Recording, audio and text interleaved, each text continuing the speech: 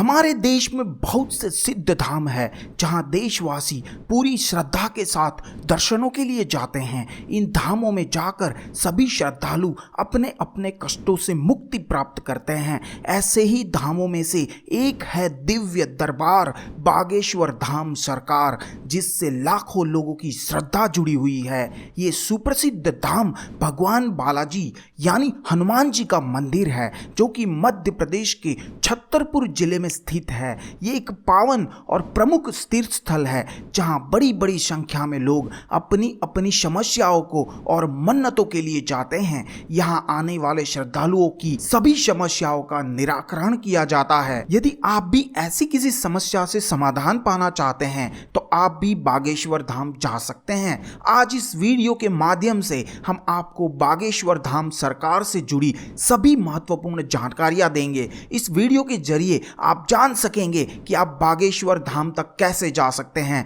बागेश्वर धाम जाने के लिए क्या करना होगा। साथ ही बागेश्वर धाम सरकार से संबंधित सभी जानकारी आपको इस वीडियो में प्राप्त होगी। दोस्तों, जैसा कि आपको बताया गया, बागेश्वर धाम सरकार मध्य प्रदेश के छतरपुर जिले में स्थित है। बता दें कि इस धाम में राम भक्त हनुमान जी अपने श्री बागेश्वर बालाजी महाराज के स्वरूप में वास करते हैं और भक्तों का भला करते हैं। इस धाम में आने के लिए सभी भक्तगणों को अपनी अर्जी लगानी होती है। अर्जी स्वीकार होने पर उन्हें निशुल्क टोकन मिलता है, जिसके लिए सभी भक्तगण धाम पर जाकर अपने अर्जी लगाकर टोकन प्राप्त कर सकते हैं। इसके बाद टोकन के अनुसार निर्धारित समय पर श्रद्धालु को बागेश्वर धाम सरकार पहुंचना होता है, जहां उनकी समस्याओं का निराकरण महाराज श्री द्वारा बिना भक्तों के बताए ही समस्या का समाधान किया जाता है। इसके साथ ही भक्तजन बागेश्वर धाम सरकार छतरपुर में होने वाली श्री राम कथा का श्रवण करते हैं और पुण्य के भागी बनते हैं। बागेश्वर धाम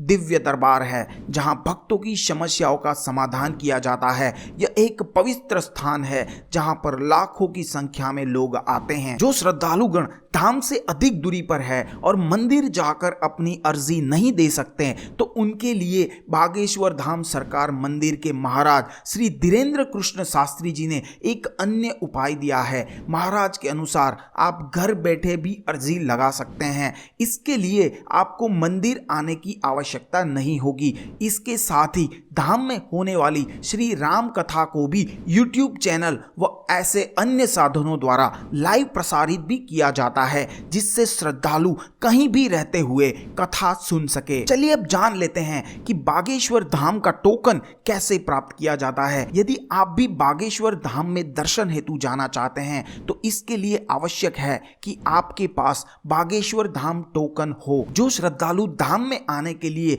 अर्जी लगाते हैं उन्हें ये टोकन जारी किया जाता है। ये टोकन आपको मंदिर की सेवा समिति की तरफ से प्राप्त होते हैं। इसमें आपको अपनी कुछ महत्वपूर्ण जानकारियां जैसे कि आपका नाम, आपका मोबाइल नंबर और पता आदि देना होता है। कृपया ध्यान दें कि ये टोकन श्रद्धालुओं को विशेष समयावधि के बीच ही दिया जाता है। टोकन वितरण की समयावधि को जानने के लिए आप बागेश्वर धाम सरकार छतरपुर के आधिकारिक हेल्पलाइन नंबर 8120592371 पर संपर्क करके इसके बारे में जानकारी हासिल कर सकते हैं। इसके अतिरिक्त आप धाम में जाकर भी इस बारे में जानकारी प्राप्त कर सकते हैं। इसके बाद निर्धारित तिथि को आप धाम में पहुंचकर टोकन प्राप्त करें, जिससे आपकी अर्जी बागेश्वर धाम में लगाई जाती है। इसके बाद टोकन के आधार पर आपको महाराज जी से मिलने का अवसर मिलेगा और आपकी समस्याओं का समाधान भी मिलेगा। चलिए अब जानते हैं घर बैठे अर्जी कैसे लगाई जाती है।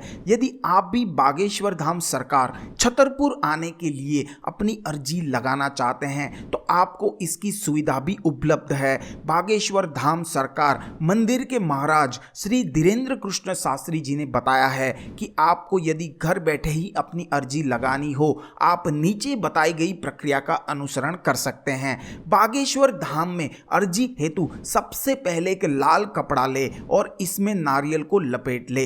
इस दौरान आपको अपनी अर्जी या मनोकामनाएं डाल देनी है। इस दौरान आपको अपनी अर्जी, अपनी मनोकामना या जो भी चीज के लिए आप अर्जी डाल रहे हैं उसके ऊपर ध्यान से सोचना है, ध्यान केंद्रित करना है और उसके साथ उसको लपेटना है। इसके बाद आपको भगवान बागेश्वर धाम सरकार का एक माला जाप ओम बागेश्वराय नमः करना है और आपको नारियल को अपने पूजा स्थल पर रख देना है। इस प्रकार बागेश्वर धाम में आपकी अर्जी डालने की प्रक्रिया पूरी हो जाएगी। यदि आप भी बागेश्वर धाम सरकार छतरपुर के लिए अर्जी डाल चुके हैं तो आपको कुछ समय के लिए इन बातों का ख्याल रखना होगा और परहेज करना होगा, जैसे कि प्याज, लहसुन, मांस या मदिरा आदि तामसिक चीजें। अर्जी के 4 दिन तक नियमित रूप से ब्रह्मचर्य का पालन करें और मंत्रों का जाप करें। एक बार अर्जी मंजूर होने पर आपको अर्जी के लिए बांधे गए नारियल को बागेश्वर धाम सरकार छतरपुर ले जाना होगा।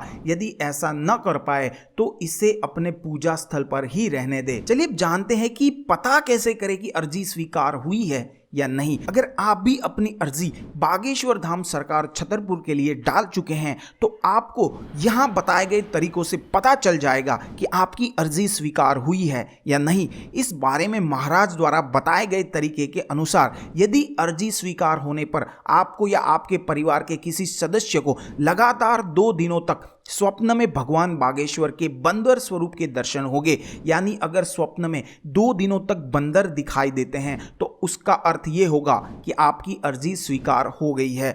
यदि आपकी अर्जी स्वीकार नहीं होती है तो भी आपको निराश होने की आवश्यकता नहीं है। आप इस विधि को फिर से अगले मंगलवार को दोहरा सकते हैं और ऐसा तब तक कर सकते हैं जब तक आपकी अर्जी स्वीकार नहीं होती है। तो दोस्तों, आपको बागेश्वर धाम के बारे में जानकर कैसा लगा? बागेश्वर धाम की जानकारी अगर आपको पसंद आई है तो सिर्फ इतनी सी रिक्वेस्ट है कि इस वीडियो को शेयर कर दीजिए अपने व्हाट्सएप, फेसबुक और अन्य सोशल नेटवर्क पर और अपने दोस्तों का भी जनरल नॉलेज बढ़ाए। फिर मिलते हैं और कोई जानकारीप्रद वीडियो में। तब तक इस चैनल को सब्सक्राइब जरूर कर ले। इस वीडियो को तक देखने के लिए आप सबका तहे दिल से धन्यवाद। जय हिंद।